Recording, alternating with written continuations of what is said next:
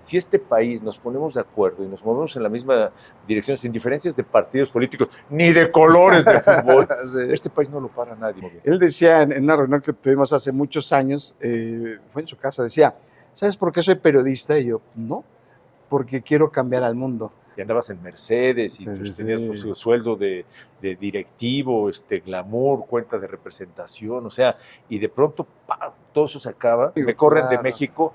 O sea, me corren sin correrme. Estuviste en riesgo de muerte y se oye fuerte, pero es cierto. Cruzar hasta Jordania y pues estos cuates lo sabían. De hecho, el día anterior, no sé si te acuerdas, pero mataron al corresponsal de ABC cuando iba ya de regreso. Fue lo mejor que me pudo haber pasado. Wow. Porque ahí nace toda esta historia que me ha dado mucho más por amor a su ciudad. Y dices, es que esto es el compromiso, y nos sumamos y entonces empezamos a dar pláticas, íbamos a sindicatos, escuelas, cámaras, se crea una magia, se crea una energía, y ese es el Wi-Fi emocional. Mi querido Pablo Latapí, hasta que se me hace saludarte y platicar contigo. A mí que me invite un famoso de la Gran Guadalajara, Jorge, mi respeto. Yo muy reconocido, Jorge Robledo, y ahora me siento a la mesa con él. Muchísimas gracias. Oye, aparte estamos aquí en Distrito Tinto, de un gran amigo en común. Buen amigo, medio malandrín, pero buen amigo. Tenemos, abrazo. Lo queremos mucho a Julio. Oye, me dices que yo despierto con Latapí, dices, mira, qué interesante, ¿no? Finalmente, ¿cuánta gente despierta contigo o se baña literalmente contigo? Qué bendición, ¿no? Qué bendición. Por la Nos hemos radio. colado ahí en los hábitos de los habitantes de esta gran ciudad. Qué privilegio, ¿eh? Qué privilegio. ¿Transmites de qué hora a qué hora? De 6 a 9 de la mañana. Un horario maravilloso, muy radiofónico. Es cuando arranca el día, arranca la ciudad. Y ya después de 1 a 3 de la tarde. Y en un Guadalajara que, bueno, por la dinámica, su crecimiento, mucho tráfico, mucho que informar en esos momentos. Se sigue escuchando la radio de esa manera, de esa forma, ¿no? Así es, no, y además hemos tenido la fortuna, Jorge, de que con el espacio nos hemos ganado la confianza de la gente, de los radioescuchas, a tal grado de que nos hemos vuelto un canal para que ellos sean los que informen lo que está pasando. Entonces, si hay un accidente en carretera Nogales, es la gente que va entrando por carretera Nogales que me pone, y han aprendido a hacer extraordinarios reportes. Son reportes un reporte precioso de una señora, además con una voz, pero te dice, hay un auto detenido en el carril, por favor, ¿me entiendes? Y entonces tenemos, la verdad es que son miles de ojos y de oídos en toda la ciudad, entonces nos enteramos así de los grandes problemas y lo podemos comunicar. Y es muy importante para el que está escuchando decir, estos cuates están en la jugada, entonces si por el camino que yo voy hay algo, me voy a enterar. Y me decías que te escuchan mucho los niños. Qué sorprendente, ¿no? Es maravilloso. Poquito antes, ya los tengo muy medidos, ya mis hijos ya me hicieron abuelo, porque o sea, ya perdí los ritmos de sus horarios, pero entiendo que a las 7 de la mañana entran a la secundaria. Entonces nos empiezan a escuchar los que van a entrar a la secundaria como desde las 6:30. Ya están escuchando. Y después de 7 a 8, los que van a la primaria. Entonces, ese es el logo más alto. Y después de las 8 de la mañana, los que van al kinder. Entonces ya los tenemos medidos y vamos comunicando con ellos. Ellos mismos también nos mandan. ¿Te dan reportes? ¿Qué te dicen generalmente? No, pues de repente me mandan o le dicen al papá, saludo, dile a Pablo que nos salude, que eso es lo que más les gusta. Pero pues también, o sea, con el fútbol, ¿no? Pues ahora con el clásico de amarillo, pues ya, no, y Pablo, que yo le voy a los de amarillo, no, pues que tú eres Chiva. O sea, hay una comunicación muy bonita. Yo entiendo que también hemos visto cómo a través de la radio de nosotros se vinculan los papás y los hijos en ese horario y se vuelven para nosotros maravillosos. He de decir que este podcast es la excepción que afirma la regla, porque sí podemos platicar una persona que le va a las Chivas y un americanista de forma decente, ¿no? No. Pero, porque el fútbol nos une. Pero di americanista, es bonito, americanista, no se puede. Yo no puedo decir América. ¿Por qué no? Mira, es una historia que he contado en el radio.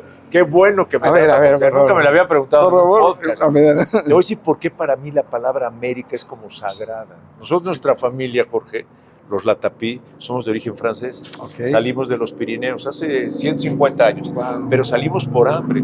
O sea, es algo que nosotros no entendemos. O sea, que en México no es el hambre, ¿no? O sea, porque hambre quiere decir que aunque tengas dinero, tú llegas a la tienda y no hubo cosecha, se murieron los animales, es hambre. O sea, te estás muriendo. Entonces, mi tatarabuelo, Eugene Latapí, salió de Icesta, allá en las montañas, por hambre. Y salió emocionado y ilusionado porque venía a hacer la América, venía a ser la América. Eso es América y no 11 mercenarios vestidos de pollo corriendo en la cancha viendo a ver quién se van a fregar y que si el árbitro los va a ayudar. Pero es buena historia. Por eso lo dicen los amarillos. Los amarillos. Oye, y me lo han preguntado, ya diles América, que las águilas. No, caballeros águilas, los aztecas. Eso sí sabían romper la maraca, ¿no? Y le vas buscando. Okay. Pero son formas de comunicar, Jorge. Definitivo. Oye, revisando a tu abuelo, qué interesante historia. La verdad es que tienes una historia de mucho empuje, entonces también desde corre por tu sangre. Sí, pues la aventura sí, claro. Imagínate, o sea, porque en una época pues no había comunicación, no había nada, se vino en un barco, se subió, no sabía lo que era América, llegó a la isla de Guadalupe, no sabía el idioma, no sabía, ¿no? Y venías de la Francia, ya de la Francia mamuca, digo yo, y llegas a, porque eran hijos de notario, entonces eran pues famosillos, ¿no? Y llegas a un México que imagínate, hace 50, llegar a Veracruz, claro, el cuadro debe ser precioso, el olor de la guayaba, del plátano, del trópico. México los atrapa, los europeos los atrapa. Sí, debe haber sido maravilloso su desembarco. Y empezó de la nada. De la nada, con una mano atrás. Una aventura, bastante malandrín, bastante malandrín, se dedicó a la fotografía, se dedicó al vidrio, entonces hizo varias cosillas por ahí. Pero al final de cuentas estableció una familia y déjame decirte orgullosamente que es una buena familia. ¿Y tú tienes sangre francesa y sangre mexicana? Es decir, porque él curiosamente se casó con una mujer de Texcoco, o sea, descendiente de los emperadores aztecas, ¿no? Antiguos, de los mexicas. Entonces ahí se mezclaron. Una fusión, ¿no?, de culturas. Tú eres un apasionado, dices la gran Guadalajara, pero eres un apasionado de México, eres un hombre que amas mucho este país. Sí. A veces perdemos la perspectiva de los que estamos aquí, de guerras como lo que está pasando en Ucrania, etcétera. ¿Tú consideras que perdemos la perspectiva? Sí, totalmente. Además tenemos un país muy dolido y muy lastimado últimamente, Jorge, y a veces nos da la impresión de que estamos perdiendo la batalla. Pero yo soy un convencido que no, porque por eso insistimos que los buenos somos más. Sí, y no es romanticismo, no es los buenos somos más, si no, Jorge, no podríamos estar haciendo esto aquí en este momento en Guadalajara. Y entonces lo que pasa es que, y tú estuviste en los medios de comunicación mucho tiempo, yo también. ¿A qué nos dedicamos en los medios? A vender miedo. Si no vendes miedo, no tienes rating. Ahí vienen los aranceles. ¿Qué es eso? Pues es miedo. Ahí viene Trump. Ahí viene miedo, ¿no? O sea que es miedo, sí. Son noticias ciertas, verdaderas, pero las vendemos como miedo. Entonces el miedo acapara los medios de comunicación, cuando yo soy un convencido que México es un país muy emocional, muy mexicano, ¿no? Claro. Y yo soy felizmente mexicano. Si este país nos ponemos de acuerdo y nos movemos en la misma dirección, sin diferencias de partidos políticos, ni de colores de fútbol, este país no lo para nadie. Pero hay que decirnos, tenemos que entenderlo, que somos más los buenos y que tenemos que hacer mucho más. Y tú lo sabes, eso nos hemos dedicado desde hace un rato. Dentro de los medios de comunicación, tú lo has dicho perfectamente bien. Es el tema del discurso del miedo y es como una política editorial que existe en los medios tradicionales, dejémoslo como en medios tradicionales. Tú estuviste muchos años en TV Azteca, escalaste unos niveles importantes, entiendo si no me corriges, pero fuiste el hombre más importante en el tema de las decisiones de deportes en un tiempo muy significativo de Azteca, en una etapa muy competitiva. ¿Cómo dentro de la estructura te das cuenta que el discurso, podemos decirlo desde otra parada, que también es lo que hacemos con Periodismo por la Paz, desde otra parada hablar de las cosas, pero no desde la parada del miedo o del temor o de infundir pánico, ¿no? Yo creo que tiene que ver mucho con el propósito personal, ¿no? O sea, estás en el medio, pues sí, y estás en el miedo también. Sí, claro. Pero tú, a final de cuentas, tienes un propósito y tienes este tipo, o sea, si tú te acuerdas, yo remataba siempre con la frase de que los buenos somos más. Presentábamos a los delincuentes, les llamábamos la galería de los malandros, ¿no? Pero al final de cuentas el remate era, esos son los malandros, pero los buenos somos más, y por eso siempre hay buenas noticias, y se justificaba perfectamente meter una buena noticia, ¿no? Y no tratar de hacer un noticiero de puras buenas noticias, porque no te ve nada. No, pero cándido. Yo creo que tiene que ver con el propósito personal. ¿Para qué estás en los medios de comunicación? Claro. Hay quien está por lana, hay quien está por fama, hay quien está por glamour. Yo creo que nosotros, y ahí me identifico mucho contigo, Jorge, estamos porque sí creemos que a través de los medios de comunicación se puede construir un mundo mejor. Una vez Jaime Maussan, tú lo conoces muy bien. Él decía en una reunión que tuvimos hace muchos años, fue en su casa, decía, ¿sabes por qué soy periodista? Y yo, no, porque quiero cambiar al mundo. Entonces dices, wow, a veces como que puedes escuchar la frase un poco pretenciosa, pero cuando lo entiendes en esencia, sí creo que hay un fragmento de esa necesidad o hambre o ganas de pararte en un punto donde puedas también construir la diferencia, ¿no? Imagínate, el propósito de Jaime, Ajá. con tu propósito mezclado, Y con el mío, Pablo Latapí. con el de Patti, con el de Julio, son pequeños propósitos que vas encadenando. Y la suma de esos propósitos a fuerza inciden en el sistema. El tema es saber que tenemos ese propósito y que lo que hacemos, Jorge, digo, nos va a dejar dinero, Sí, nos va a dejar claro, fama, sí, nos va a dejar glamour. Tú eres mega famoso en No, Guadalajara. hombre, por favor, Pero al usted final es de el famoso. cuentas, ese no entraste ahí por eso, sino porque realmente pensabas en que se puede construir un mundo mejor. Cuéntanos cómo fue, tú ya tenías muy claro que aún dentro del medio tradicional, tú querías construir tu propia estructura de lo que hoy es conocido como la emoción de la colmena y Wi-Fi emocional. ¿Cómo llegas a eso? ¿Cómo construyes Pues ese mira, camino? El camino yo creo que se construye mucho, te lo construye el de allá arriba, el destino, las coincidencias, las diosidencias, como tú quieras, porque pues, la verdad es que yo vivía glamorosamente bien en Sí, muy bien, México, era claro. pues, famosillo, además Sí. importantillo, Sí. miembro del consejo, tomábamos decisiones, etcétera, pero el estilo, y además yo estoy seguro que también la honradez y la honorabilidad se vuelve muy amenazante para el resto de los equipos. Y si tienes buenos resultados, tienes muy buenos resultados, te vuelves muy amenazante. Y no te das cuenta, porque yo decía que el mejor argumento es el éxito, hasta que me demostraron que no. El mejor argumento es la grilla. Sí, y la el grilla éxito puede ser Entonces a mí me corren claro. de México, o sea, me corren sin correrme, porque me dice Ricardo Salinas, Pablo, eres muy útil para la empresa, pero no tienes lugar aquí. O sea, en este esquema no cabes. Y entonces fue cuando me mandan a Tijuana, una Tijuana muy violenta, y ahí empieza la historia de que puedes empezar, te involucras con la ciudad y empiezas a pensar que conoces gente como tú, los propósitos, gente que está haciendo muchas cosas, rompiéndose la madre por mejorar Tijuana, la Tijuana violenta, te sumas y se empieza a crear una energía, una buena energía que empieza a cambiar Tijuana. Y ahí es donde nace el Wi-Fi emocional. Pero digo, entiendo como el propósito y cómo cambian las cosas, pero en el momento son golpes importantes, ¿no? Es decir, sí. Porque finalmente rompen un esquema, rompen un estilo, proyecto de vida, quizá en ese momento, tal vez vas construyendo una nueva etapa, pero en lo que se está construyendo, pues hay momentos difíciles. Oye, el ego, ¿no? Pues el ego, imagínate, tú sabes, o sea, tú estuviste en Ciudad de México de visita o estuviste trabajando, imagínate el glamour, famosillo, porque habíamos tenido un noticiero que había sido número 1, ¿no? De Hechos del 7 con Lili Telles y Pablo Latapí, y además cuando no estaba Javier Alatorre el que lo supliera, yo, ¿no? Fui corresponsal de guerra, entonces eras famoso, llegabas a los lugares y andabas en Mercedes y tenías tu sueldo de directivo, glamour, cuenta de representación, o sea, y de pronto, ¡pam!, todo eso se acaba y al día siguiente estás solo en la televisora de Tijuana, ¿no? Con los recursos de una televisora local que pues, son muy duros con la lana. Sí, claro. En TV Azteca, entonces es castigadísimo. Es la supervivencia, sí, al día a día. Con las uñas, supervivencia. Entonces el cambio es muy, y llegas además a una ciudad tan violenta y estás solo, pero la frase que me parece a mí que es el ejemplo de que maduraste es cuando dices, fue lo mejor que me pudo haber pasado. Wow. Porque ahí nace toda esta historia que me ha dado mucho más que si hubiera sido yo todavía, imagínate, todavía glamoroso, con voz, director, no sé, restaurantes ya con una panza enorme en México, ¿no? Pero cuando se empieza a dar esta construcción, ¿cómo empiezas a trabajar esta parte en el Wi-Fi? Pues te das cuenta no nació como Wi-Fi emocional.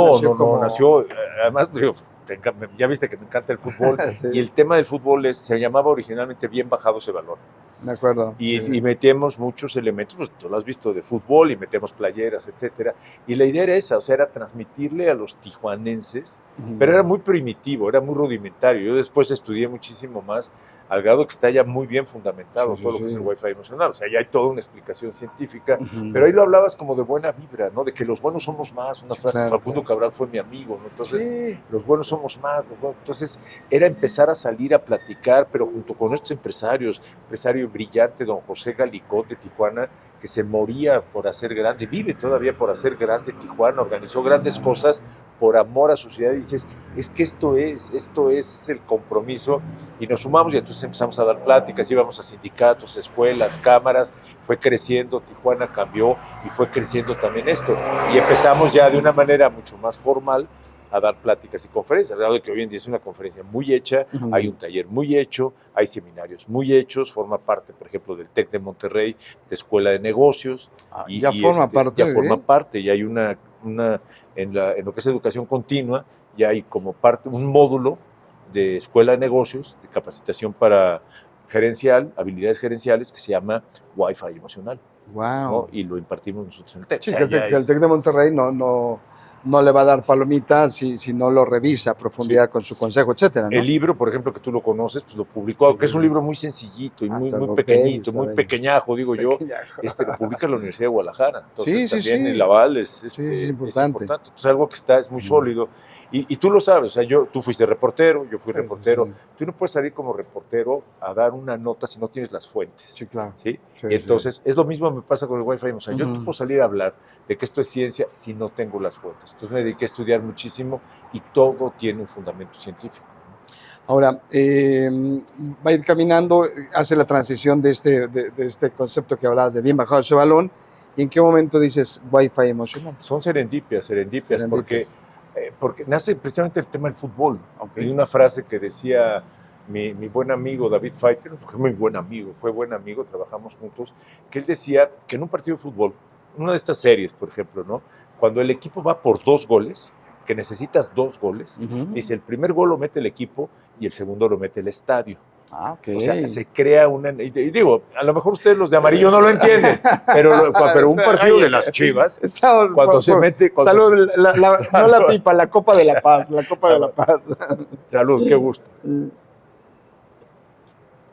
Sí lo entendemos, estuve en clásicos y finales en el Azteca. No, si no mueven la línea del bar, pero, o sea, la gente se conecta alrededor de su equipo. Es una magia. Se crea una magia, se crea una energía y ese es el Wi-Fi emocional. Ahora, ¿de dónde sale el nombre? Son serendipias. Serendipia quiere decir el burro que tocó la flauta, porque un buen amigo que fue presidente del Atlas, me regaló una conferencia impresa de un sociólogo español o psicólogo que estuvo aquí en el Club Atlas Colomos a dar una conferencia, y muy interesante, la leí, y en alguna parte la hablaba dice, porque se crea, cuando se reúnen amigos así como nosotros, se crea una conexión neuronal, y yo no sé por qué leí que decía que se creaba un Wi-Fi emocional, y me encantó, y lo empecé a usar Wi-Fi emocional, y a la hora que lo releo, él jamás habla de Wi-Fi emocional, habla de que se crea una red como si fuera un Wi-Fi, pero que se conecte emocionalmente. Pero resulta que el nombre de Wi-Fi emocional es muy afortunado. Wow. Si yo te digo Wi-Fi emocional, y ya luego lo registré y me regalaron un logotipo precioso, y es un concepto ya muy fuerte, muy sólido. Me hace recordar la teoría de la masa crítica, que es una teoría muy sólida, que habla de eso, de que cuando alguien se intenciona, que fue un experimento que se hizo con monos, se intencionan en otra parte de una isla donde los monos no tenían contacto, cambian de conductas, pero conectados de alguna manera en energía.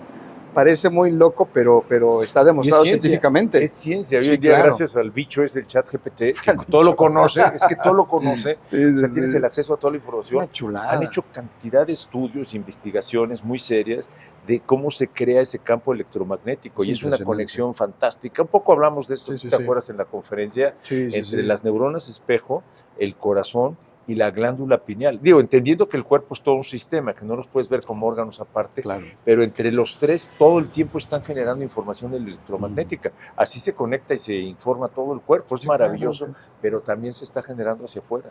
Y cuando eso es positivo, cuando se reúnen gentes de bien, y eso es Soy Paz, ¿no? Cuando se reúnen gentes de bien, empiezas a incidir y a cambiar el entorno. Por eso dicen que si yo te saludo, un buen saludo de mano, Jorge, así. Esto es efecto mariposa. Con esto, tú y yo estamos cambiando al mundo. Wow. Padre, hablas mucho de los abrazos, ¿no? El contacto abrazo, corazón físico. Con corazón. Imagínate, si el corazón es un motor y además un generador de energía electromagnética, que tú un latido de corazón lo puedes sentir hasta 2 metros de una persona, ¿no? Entonces imagínate cuando tú en un abrazo de corazón a corazón juntas 2 corazones con ese apapacho y esa buena vibra, la gente que está alrededor lo siente. Tú lo has visto en las conferencias, la gente que está alrededor se emociona, hasta te aplaude, ¿no? Se emociona. Y es eso, la energía que estás creando. Es mágico, se me pone la piel chinita, pero es mágico. Sí, hay un principio que dice que la energía no miente, y no miente, es decir, lo que sucede en tus conferencias, porque lo hemos vivido varias veces, es esa magia. Ahora, ¿cómo te ha ido en esta última etapa del Wi-Fi emocional, pero ya en esta conferencia lo pasas también o lo trasladas a emoción de la colmena? Sí. ¿Cómo llegas Bueno, ahí? lo que pasa es que el Wi-Fi emocional sigue y además Sí, afortunadamente ha sido, es una misión y entonces me invitan, Es como una conferencia bandera, nos ¿no? contratan, sí, nos contratan mucho y la gente queda muy contenta, ¿no? O sea, estuvimos trabajando con Scotiabank, con el área, curiosamente, de créditos hipotecarios, con sus brokers, y fuimos a 8 ciudades, ¿no? A llevar el Wi-Fi, porque Olivia, la directora, es una creyente de las relaciones positivas. Entonces, ha seguido moviéndose y ha seguido caminando. Lo que pasa es que ese es el Wi-Fi emocional, es una conferencia muy vivencial, sales, te sientes muy bien, Pero lo que hicimos con la emoción de la colmena fue llevarlo como taller para empresas y para grupos de trabajo. ¿Cómo es? O sea, es crear hábitos para fomentar las relaciones positivas con objetivos dentro de la empresa. Y curiosamente lo estrenamos, la primera emoción de la colmena sí. Fue porque un muy amigo que quiero mucho, o sea, a lo mejor tú lo conoces, Jorge Robledo, sí, que me invitó a Soy Paz, y resulta que yo tenía 2 presentaciones, yo sabía que nada más tenía una. Y me dice, pues la segunda presentación es un taller, y lo vas a dar con fulanita. Y fulanita no llegó. Sí, entonces dije, pues vamos a echar a andar. Yo ya lo tenía medio planeado, y dije, vamos a hacer el taller de la colmena. Ahí surgió, ahí empezaste, nació, qué bueno. No, y le fue sumamente bien. Vi ahí, y a mí mejor. En tus redes sociales hay evidencia del tema. Ahora, ya que logras emoción de la colmena, que por cierto, la gente que te quiera contactar, pues en tus redes sociales, ¿no? Si alguien está viendo esta entrevista, Pablo Latapí, que te busque un mensaje. Mi hijo renegó del nombre porque es artista. No, un mensaje directo, que te manden un mensaje directo en tus redes sociales. Estoy al pendiente de todas las redes sociales, Facebook, Instagram y lo que era Twitter. Hablamos un poco de lo profesional y cómo ha ido este tema de la emoción de la colmena, pero supe que hace algunos años tu tema de salud física se mermó, estuviste en riesgo de muerte y se oye fuerte, pero es cierto, si nos puedes platicar. Es curioso porque es algo que a mí prácticamente se me olvida, ¿no? Se me olvida a pesar de que... Lo borras en el cassette. Sí, porque sí tuve desafortunadamente un estallamiento de divertículos, una peritonitis severa, muy, muy severa. Me tuvieron que operar de emergencia, estaba yo en la Ciudad de México. Wow. Y el doctor me lo decía, o sea, esto es 50-50. O sea, la posibilidad de que sobreviva son 50 de que... Pues es un águila o sol, ¿no? Sí. Águila o sol. Sí, y además, pues ya por edad y todo, pues el pronóstico no era muy halagador. Afortunadamente me dijo, llevas una vida bastante sana, no me gusta tomar antibióticos. Y me dijo, eso fue clave. Pues si tú en tu vida hubieras tomado, como tanta gente, consistentemente antibióticos, si para el gripita, el catarro, te vuelves resistente a los antibióticos y no hubiera aguantado tu organismo el ataque contra la infección. Entonces, como no tomó antibióticos, atacaron con antibióticos de infección y se dio la infección. Pero fue una infección mayor. O sea, yo estuve un mes en cama, perdí muchísimo peso, pero mucho peso. Y después cuando sales, pues traes una bolsita aquí que se hace las veces como de un baño ambulante, ¿no? Sí. Es terrible, pero nunca paré la actividad. ¿Seguías dando conferencias? Estaba al aire, estaba todavía en TV Azteca, teníamos el programa, tenía el programa de radio, ¿no? Wow. O sea, seguíamos con todo. Aprendes a convivir con eso. Y al mes y medio te vuelven a operar, cuando ya más o menos se solidificó todo por allá. Es una operación que te vacían, te sacan el intestino para limpiarlo y te lo vuelven a meter, ¿no? Y entonces ya me quitaron la bolsita y ya vida normal y feliz. Y tu salud está... Pues ¿cómo me ves? ¿Cómo me ven? Saludable, feliz y chiva, pues olvídate. Ese es el problema, ese es el problema. Ya lo único es que sí tengo que andar con una faja, porque quedan por ahí algunas hernias, ¿no? ¿Dieta blanda necesitas, no? O sea, fíjate, sí me cuido, pero tinto sí puedes tomar. No quiero ser causante. Tequila, tinto, no, todo, amistad, todo. No, sí me cuido y sí trato de tomar ciertos alimentos que ayudan a la digestión, ¿no? Para evitar otra vez algún atorón, pero de ahí en fuera es bastante normal. No te imaginabas que ibas a tener esta situación tan complicada. Jamás. Oye, y de esto que tú has vivido en guerras, mejor dicho, has hecho la cobertura informativa de guerras. ¿En qué momento has estado más en riesgo de muerte, si lo comparas? Con esta y números. Con esta. Con eso, pues que no te das cuenta. Porque, digo, sí entré con mucho dolor al quirófano. Dice mi esposa que me veía yo como color cenizo completamente, como si ya estuviera muerto, me decía. Y estabas así con una mirada, claro. pero yo no me daba cuenta, ¿no? Entonces te meten al quirófano y pues ya sales horas después del quirófano, pues ya estás operado. Okay. No te enteraste, pero yo sé que mi familia, mi esposa, mi hija sobre todo, mis hijos, pues vivieron una situación de mucho estrés, porque fue una operación larga, y pues no sabían cómo iba y sí conocían el riesgo de una peritonitis severa. En las guerras, recuérdanos en qué guerras. Me tocó, te tocaron varias, ¿no? Bueno, pero fundamentalmente fue la guerra de Irak, la segunda guerra, la segunda tormenta del Estamos desierto. hablando del año más o menos. Me pierdo, pero fue en el 2000, es la última, ya es de este siglo. Sí, inicios de los 2000, ¿no? Sí, porque la primera es cuando Bush padre, y la segunda es cuando Bush hijo, ¿no? Okay. Pero me pierdo. Y también me tocó una intifada, una de las primeras intifadas. Esto que está pasando de los ataques árabes en territorio israelí. Pero así como guerra, pues la de Irak. Fue... ¿Cómo fue tu experiencia? ¿Te imaginabas, rebasó tu expectativa cubrir una guerra? O... Pues es que nosotros, Jorge, y además yo creo que tú me entiendes, como reporteros de esa vieja escuela, nosotros teníamos tres así. Entonces, si tú quieres ya presumir que eres un buen reportero, tienes que entrevistar a Fidel Castro, entrevistar al presidente de la República y estar en una guerra. Cubrir una guerra, sí. Eran las tres asignaturas, ¿no? Y se veían a veces muy complicadas. Entonces, haber estado en una guerra, ya hoy en día ya no funciona, ya no necesitas corresponsales, ya con los celulares tienes 50,000 reporteros, por ejemplo, lo que está pasando en Ucrania, tienes imágenes de 50,000 ucranianos que son mucho mejor transmisores que tú. Para mí fue muy padre haber estado en la guerra, es muy duro, un país en guerra es durísimo, sobre todo la gente, porque hablamos de guerra, pero la gente, su país vuelto de cabeza, el miedo, las carencias, la anarquía, porque no hay Estado de Derecho. Entonces es muy fuerte, pero el haber hecho la asignatura de haber cubierto una guerra y haber sido corresponsal de guerra, pues te queda ahí como la medallita, ¿no? ¿No te tocó como una balacera, estar en fuego cruzado, algún momento así de los más? No, me tocó en Ciudad Juárez. Ah, bueno. Ahí en Ciudad Juárez. Oye, no tuviste que ir tan lejos. No tuve que ir tan lejos. Me tocó una balacera así, fuego cruzado. Pero eso es otra historia. No, fíjate que no, nos tocaron algunas explosiones, como que fue una guerra muy, muy controlada, ¿no?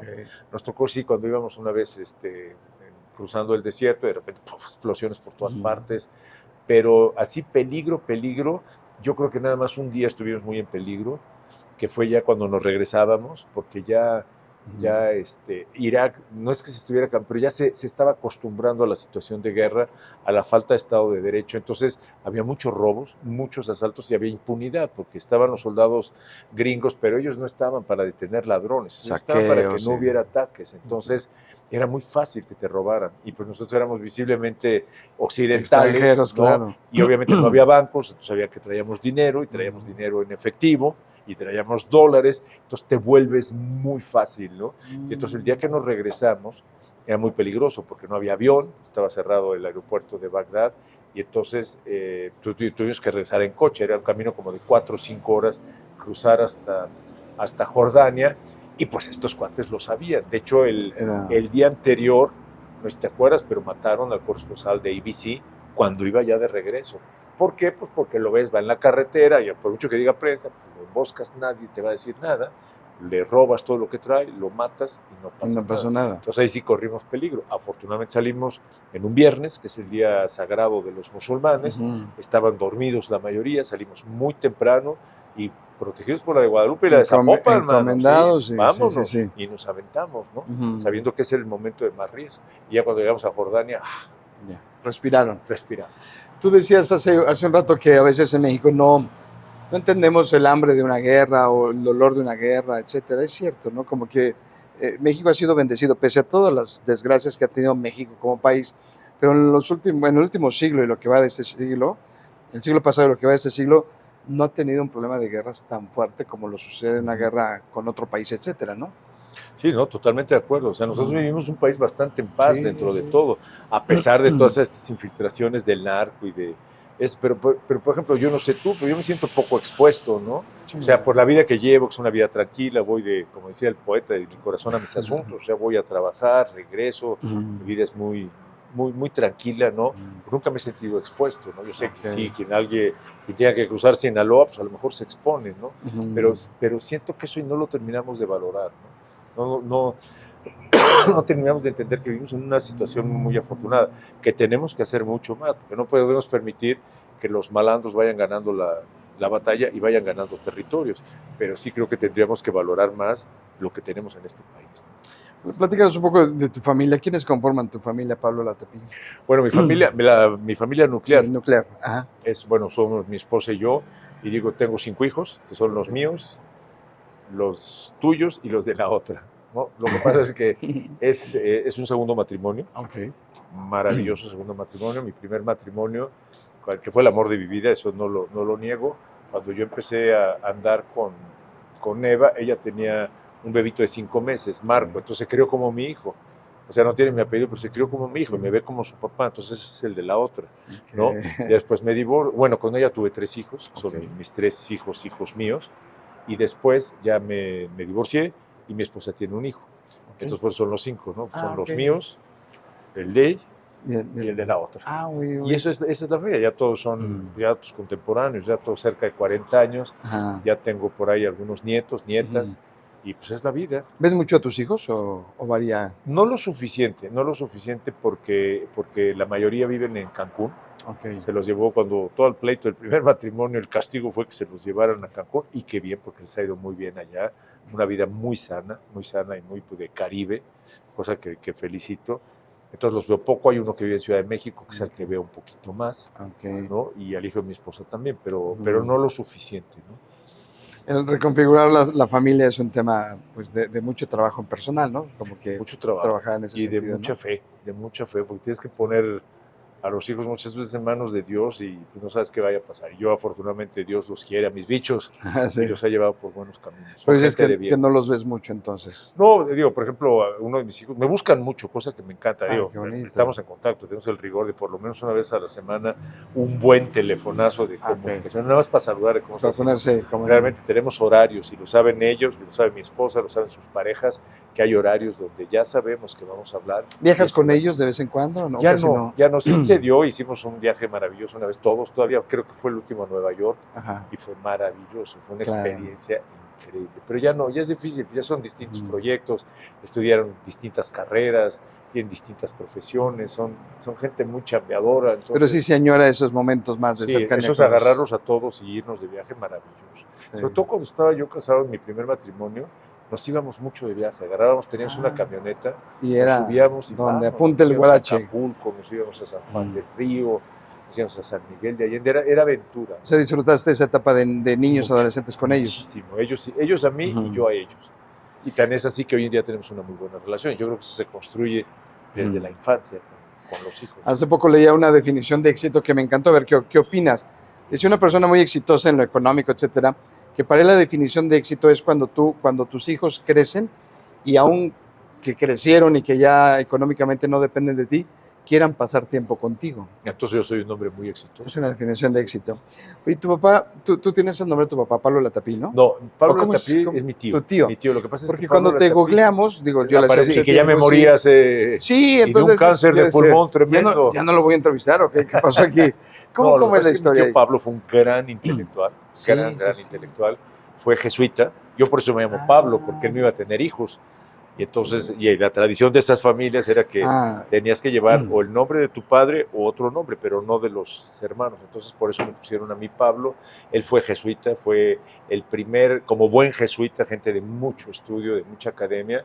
Él, muy joven, lo mandaron a estudiar a Alemania y fue el primer mexicano que hizo una carrera de pedagogía formal como jesuita. Entonces se dedicó toda su vida a la educación, a la investigación de la educación, formó y fundó un centro muy importante que es el Centro de Estudios Educativos, ¿no? Fue periodista, escribió, o sea, ¿no? Columnista para hablar de educación, fue asesor de secretarios de Estado, se peleó con muchos secretarios de Estado del tema de educación, pero fue un gran referente. Y desafortunadamente es un tipo muy sano, dejó la compañía, dejó los hábitos, se casó, ya no tuvo hijos, pero brillante, un intelectual brillante. Platicamos, no mucho porque él estaba en otro rollo, yo también, pero platicar con él era un verdadero privilegio, Jorge, y desafortunadamente uno de esos cánceres que no te explicas, porque ni fumaba ni nada, pulmones y vámonos, ¿no? Y al final él decía, ¿sabes qué? Ya no me hagan nada, ya nada más déjenme morir y que no me duela, y que no me duela. Se lo acabó un cáncer. Y así murió don Pablo Latapizarre, hermano de que mi te padre. preguntan mucho, imagino eso, ¿no? Sí. ¿Tu papá cómo se llama? Es Juan Latapizarre, él falleció hace un par de años, acaba de cumplir 2 años, fue ingeniero mecánico, un gran ingeniero mecánico, tuvo 10 hijos el angelito, y todos con la misma mujer, ¿no? Y que naco, le sale a uno lo chilango. Bueno, salud, qué gusto. Salud. Salud. Así era él. Así era.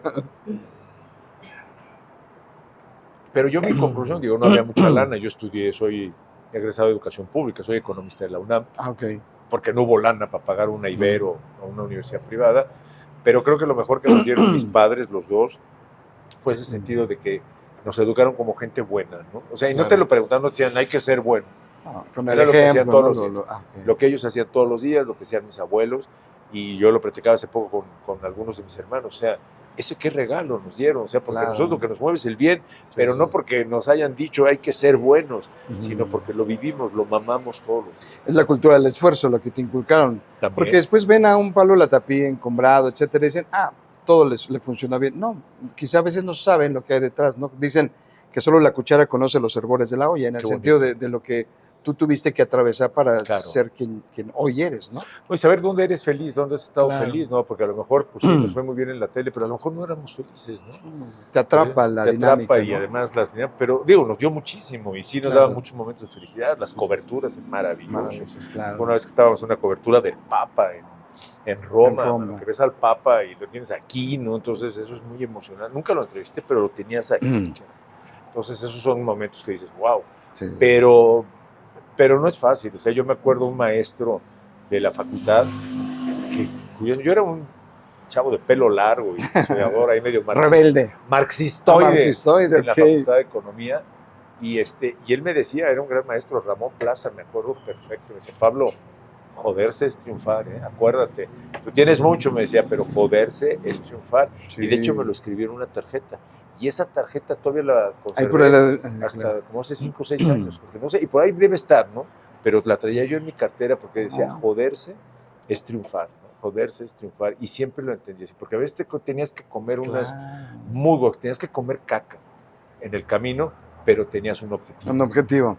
Sí. Hay una definición maravillosa que coincide con lo que ¿Qué hombre sabio eres tú? No, es que tú me haces recordar estas definiciones, sí, ¿no? Porque dice que el único lugar donde la palabra éxito está antes que trabajo es en el diccionario, que va muy en sentido de lo que tú dices, ¿no? Finalmente, pues tiene que ver con tu proyecto de vida y lo que tienes que trabajar para lograrlo, ¿no?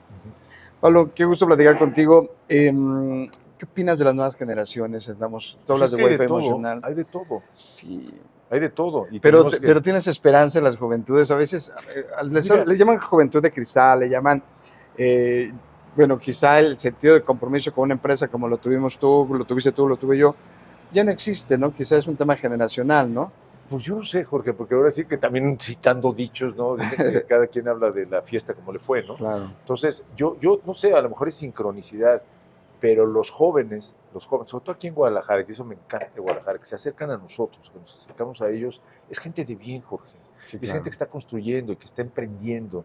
Y no son ni mochos, pues es gente que los ves, que está buscando su negocio, que están buscando esto, están buscando lo otro, están construyendo, ¿no? Yo sé que hay muchos malandrines y muchos desquacerados, pero esos que se acercan con nosotros, pues no me dan optimismo, me dan vida, vida. Y es maravilloso, ¿no? Cuando te dicen, oye, y esto del Wi-Fi, qué padre, oye, conecté, dices, bingo, porque jóvenes desde muy chavillos, y que si lo del tenedor, que tú has visto la plática, lo del tenedor, o sea, se meten, se involucran. Entonces yo sí, no te puedes decir que estés tranquilo al 100%, pero hay gente y está construyendo, y esa gente hay que apapacharla y fortalecerla, ¿no? Esos son los que no deben perder la esperanza. Coincido contigo. ¿Qué te falta por hacer hoy por hoy, el Pablo Latapí, que es hoy? Pues mira, te soy muy honesto y lo decía, te vas a dar fuerte, pero yo ya hoy me puedo morir. Espérate, no nos hagas eso. O sea, no, sí, ¿por qué? Porque está bien que seas chiva, pero te queremos aquí. ¿Ves cómo son feos? Ya me quieres matar. No, te digo por qué, porque llegué a un momento, o sea, llegué lo más alto que se puede estar en la tele. O sea, fuimos líderes en noticias a nivel nacional, fui algún caso raro de un conductor que llega directivo y miembro del consejo. Es difícil, no es común. Entonces fui muy, o sea, me fue muy bien, siempre dinero honesto, Sí. jamás recibí un peso fuera de la nómina. Y también eso bien pagado, eso también hay que reconocerlo, Exacto, ¿no? me pude comprar, es esas lo que iba. posiciones son Me bien pude pagadas. comprar, gracias a programas como ¿Quién quiere ser millonario?, que me pagaron una buena lana, pues pude comprarme mi casa. Claro. Tengo mi casa propia. Hiciste tengo tu mi patrimonio. Siento bien, mis hijos pudieron hacer unas buenas carreras, Qué que bueno. por ejemplo es parte de la historia. O sea, cuando a mí me mandan a Tijuana, pues yo era famoso y era soberbio. Y pues me dice la gente, ¿por qué no los mandaste a la fregada, cabrón? Pues tú eras Pablo Latapí, tenías la fama. Si te hubieras ido a hacer radio en la Ciudad de México, te hubiera ido muy bien. Yo tenía un sueldo y tenía 2 hijos en universidades en los Estados Unidos, Jorge. Entonces era decirles a mis hijos, porque yo les prometí, como yo estudié en una universidad pública, porque mi padre, 10 hermanos, no pudo pagar, yo les dije, ustedes van a estudiar donde ustedes quieran. Sí, que son compromisos del papá, Sí, ¿no? y se los dije, ustedes van a estudiar, pero los cabrones se fueron a estudiar a Estados Unidos. Sí. Entonces, era... No le pusiste límites, parámetros. Dije, no. Entonces, ni modo de decirles, oye, pues se regresan, Sí, compadres, claro. porque ya papi, no. Entonces dije, pues me quedo porque tengo un muy buen sueldo. Me trago mi orgullo. Me trago mi orgullo y terminan su carrera, ¿no? ¿Te respetaron tu sueldo en el cambio de posición? Sí, durante un buen rato todavía, y eso sí se lo agradezco, ¿no? Qué bueno. O sea, y sí lo agradezco muchísimo. En ese sentido sí fue muy generosa la empresa. ¿Te sientes, como dicen, vida, nada te debo, vida estamos en paz? Totalmente, con TV Azteca también. O sea, yo entiendo que TV Azteca sufrió una transición, dejó de ser una productora de tele para volver una productora de burocracia, pero es parte de la transición de una gran empresa. Sí. Está muy enfocada a lo suyo, que es hacer dinero, y lo entiende, son las reglas del juego. Pero lo que a mí me dio TV Azteca, la institución, no tiene precio, es de un valor inmenso. Si no, no me conocería Jorge Robledo. No, por es ejemplo. Un honor, claro. No, ¿me explico? Y es ser agradecido finalmente, ¿no? Sí. Con la vida y con las empresas. Y con ellos, ¿no? con ellos. Y además que cuando trabajamos ahí, Jorge, hicimos grandes equipos de trabajo. Grandes equipos que todavía me encantan porque me buscan los que eran reporterillos o, perdón por decirlo así, pero eran los que estaban empezando, los muchachitos, ¿no? Que ya muchos de ellos me dicen, Pablo, qué padre se trabajaba contigo, qué padre se trabajaba. Y ahí estaban los resultados. Con calidad, ¿no? Entonces con calidez, con humanidad, con Wi-Fi, después entiendes eso, ¿no? Y dices, pues qué padre, ¿no? O sea, qué padre, eso es una gran satisfacción. Pablo, ¿cómo construye Pablo Latapí su metaverso de paz, que es como este concepto que está volando con la construcción de Soy Paz y que tú conoces muy bien el proyecto del encuentro de Voces por la Paz? Pero, ¿qué le dirías a la gente en la concepción de Pablo Latapí? ¿Cómo es su metaverso de paz? Qué buena pregunta y qué bonita, qué bonita.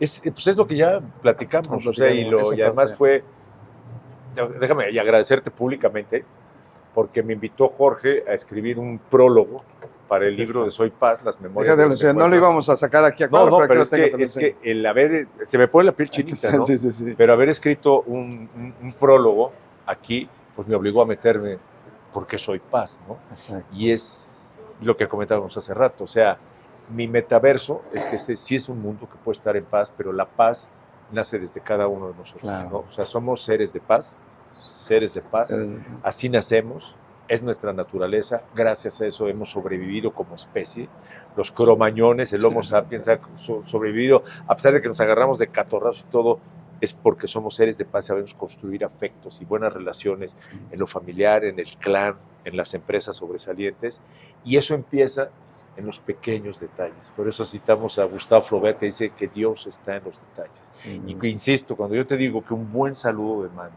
así, un buen saludo, Jorge, que tú sientes que estamos transmitiendo, ¿no? Es el efecto mariposa. Ese saludo está ya aquí con los compañeros, camarógrafos, con todos ellos. Estás creando ya eso. Eso es la paz de uno. Cuesta trabajo, porque es un hábito. Saludar, sonreír, abrazar, tolerar a los estúpidos, porque de que existen los estúpidos, existen, ¿no? Pero ese es el metaverso de paz. Ese es mi constructo de lo que yo me interesa de la paz. Y lo trabajo en el radio, lo trabajo en mi familia, con las relaciones, lo trabajo en las conferencias, ¿no? Y con mucha gente que nos vamos encontrando benditamente en el camino. Pues Pablo, qué gusto. El gusto es mío, Jorge. Gracias, te lo valoro mucho. ¿Cuánto te debo? No, ya por esta plática. Te debo mucho, eres un hombre que admiro mucho y que te respetamos. Tú sabes que no soy el único, mucha gente te respetamos porque eres muy congruente entre lo que haces y lo que proyectas en un medio tan poderoso como es la radio. Entonces, yo sí creo que necesitamos ser esos guerreros que estén dando estos mensajes en positivo. Y muchísimas gracias. No, te agradezco. Qué orgullo, qué privilegio, qué placer. Gracias, Jorge. Señor, Y hagamos paz. Cerramos con un abrazo. Hagamos ¿no? paz, de corazón a corazón. Vamos a abrir ahí la tomita porque viene el abrazo de corazón a corazón. De corazón a corazón. Jorge.